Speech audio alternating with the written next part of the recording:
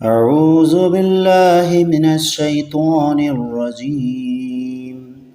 بسم الله الرحمن الرحيم الذي خلق الموت والحياة ليبلوكم أيكم أحسن عملا وهو العزيز الغفور صدق الله العظيم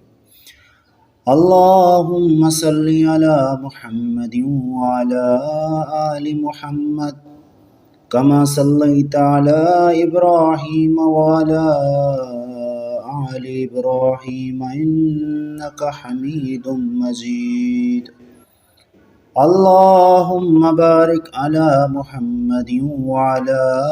آل محمد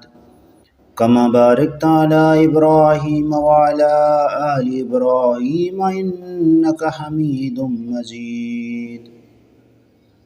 برادران اسلام، میرے دوستوں اور بزرگوں،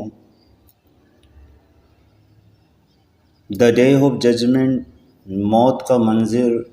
یہ ایک سیریز اللہ کے توفیق سے میں شروع کرنے جا رہا ہوں۔ اللہ مجھے توفیق عطا فرمائے کہ اس کو بہتر طریقے سے آپ کے سامنے پیش کروں، تاکہ دنیا کا غم، وہ کہتے ہیں موت کو یاد کرنے والے دنیا میں خوش رہتے ہیں، دنیا کے غموں سے دور رہتے ہیں اور دنیا میں ہلکے رہتے ہیں۔ تو موت کو یاد کرنا، موت کی تیاری کرنا ہی ہمیں دنیا سے چھٹکارا عطا فرمائے گا، پھر دین اور دنیا دونوں ہی ہمارے خوشحال گزریں گے انشاءاللہ۔ تو میرے دوستوں اور بزرگوں، تم لوگوں پر اللہ تعالیٰ جل شانہ رحم کرے، اپنی غفلت سے ہوشیار ہو جاؤ، اپنی نیند سے بیدار ہو جاؤ، اس سے پہلے کہ یہ شور ہو جائے فلاں شخص بیمار ہو گیا ہے، مایوسی کی حالت ہے، کوئی اچھا حکیم بتاؤ، کسی اچھے ڈاکٹر کو لاؤ، پھر تمہارے لیے حکیم اور ڈاکٹر بار بار بلائے جائیں اور زندگی کی کوئی بھی امید نہ دلا ہے،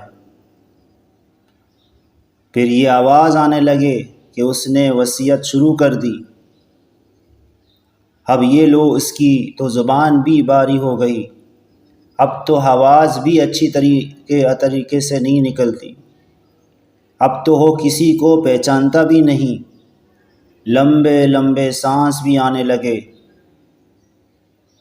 کھرا بھی پڑ گئی، پلکیں بھی جھکنے لگی، اس وقت تجھے آخرت کے حوال محسوس ہونے لگیں گے، لیکن زبان تتلا گئی، اب کوئی بات کہی بھی نہیں سکتا، بھائی بند رشتہ دار کھڑے رو رہے ہیں، کہیں بیٹا سامنے آتا ہے، بیوی سامنے آتی ہے، مگر زبان کچھ نہیں بولتی، اتنے میں بدن کے اجزاء روح نکلنا شروع ہو جاتی ہے اور آخر موت نکل کر آسمان پر چلی جاتی ہے۔ عزیز و اقارب جلدی دفنانے کی تیاری شروع کر دیتے ہیں، عیادت کرنے والے رو دو کر چپ ہو جاتے ہیں، دشمن خوشیاں مناتے ہیں، عزیز رشتہ دار مال بانٹنے میں لگ جاتے ہیں اور مرنے والا اپنے اعمال میں پھنس جاتا ہے۔ یہ حقیقت ہے اس زندگی کی، موت کا معاملہ نہایت سخت ہے اور ہم لوگ اس سے بہت غافل ہیں، اپنے مشاغل کی وجہ سے اس کا ذکر ہی نہیں کرتے،